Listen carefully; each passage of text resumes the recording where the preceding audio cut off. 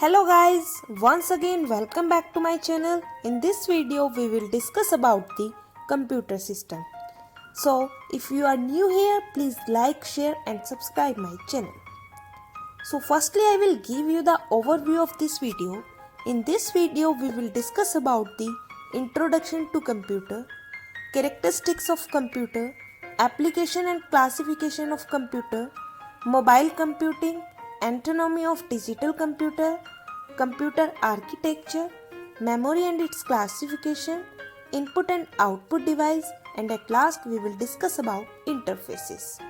So firstly let's discuss about the introduction. Basically, a computer is an electronic machine that takes input from a user, processes the given input and generate output in the form of useful information.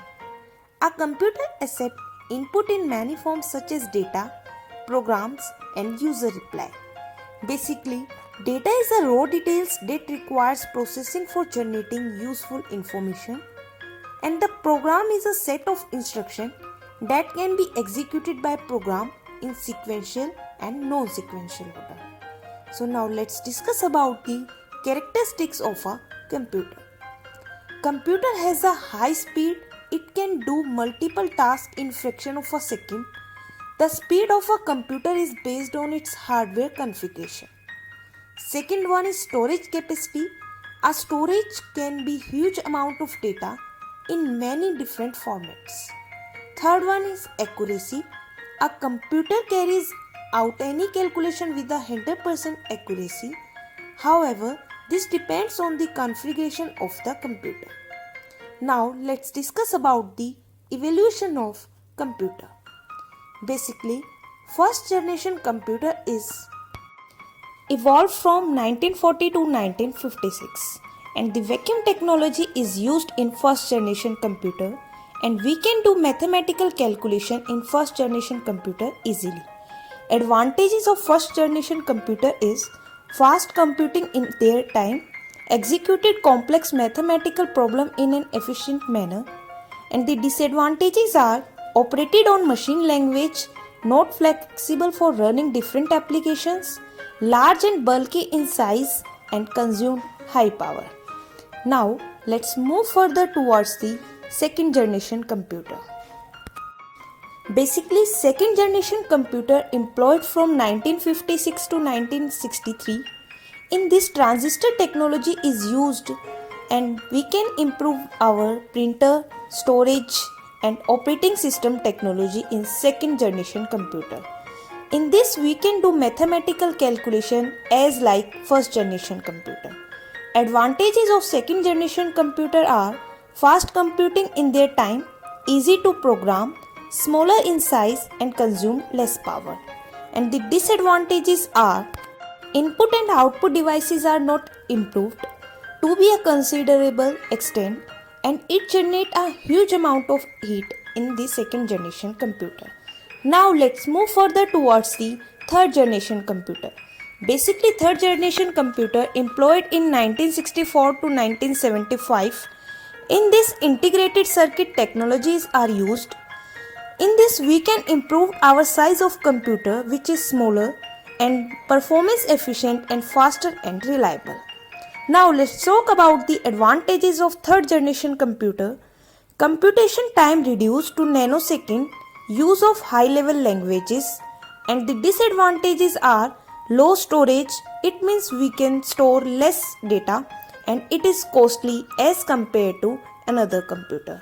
Now let's move further towards the fourth generation computer. Basically, fourth generation computer employed in 1975 to 1989, and the technology used are LSI and VLSI. In this, we get improvement in our graphic user interface and we also get new operating system. Advantages of fourth generation computer are size and cost minimized, and disadvantages are complex microprocessor. Now let's move further towards the fifth generation computer. Fifth generation computer employed in 1989 and onwards. Technology used is ULSI, and the improvement are portable computer, laptop, pocket computer and so on. Now let's move further towards the advantages of 5th generation computer. Basically, it has true AI and advanced parallel processing, portability, and superconductor technology. Disadvantages are sophisticated and complex tool. Now let's move further towards the next topic, which is classification of computer. Basically, computer classified into three parts. First one, operating principle. Types of operating principle are analog, digital, hybrid, spatial, and so on. Second classification is application, which is further divided into purpose. Now let's discuss about the third one, size and capacity. It is further divided into micro, mini, mainframe, and the supercomputer, which is used now. Now let's discuss about the block diagram of computer system. In block diagram we can see that a user can put any type of input and it get processed by CPU, and then we will get our output on our screen. And some output devices are monitor, printer, and so on. Now let's talk about the CPU. CPU stands for Central Processing Unit. It is responsible for processing the data inside the computer system. It is also responsible for controlling all other components of computer. The main operation of the CPU includes three phases. First one, fetching instruction from memory, executing instruction, and the last one, storing the result back into the memory. Now let's discuss about the components of CPU. Basically, CPU divided into three parts. First one, arithmetic logic unit, second one, control unit, and the last one is main memory. So we will discuss about the memory. Besides processing data and the getting result from intermediate use, computer is used for storing data as well. Therefore, there are two types of memory in our computer system. One is for storing data that are currently being handled by the CPU, and the another one storing data and result for future reference. It means we can store our data for future. Basically, there are three types of memory. First one, internal process, second one, primary memory, and the last one is secondary memory. So we will discuss about it one by one. First one is primary memory. Primary memory is further divided into two parts. First one is RAM, which is known as random access memory. It is further divided into static RAM and the dynamic RAM. Second one is ROM, read-only memory. It is further divided into four parts: PROM, EPROM, double EPROM, and the last one is flash ROM. Now let's discuss about the storage system. The storage system used for handling the running process, which is known as primary memory, and they are temporary in nature, and the storage which is used to store data and information for longer term is known as secondary memory. It means it is a permanent memory. Now let's discuss about the types of storage system. Basically, there are four types of storage system. First one, magnetic storage system. Second one, optical storage system. Third one, magneto-optical system. And the last one is solid state drive. Now let's discuss about the interface. A system of interaction or communication between a computer and another entity such as printer, another computer network, or a human user. Devices such as cable, network, card and monitor, or CPU and computer that enables interaction or communication between computer and other entity, which is known as interface. Now let's discuss about the types of interface. Basically, there are three types of interface.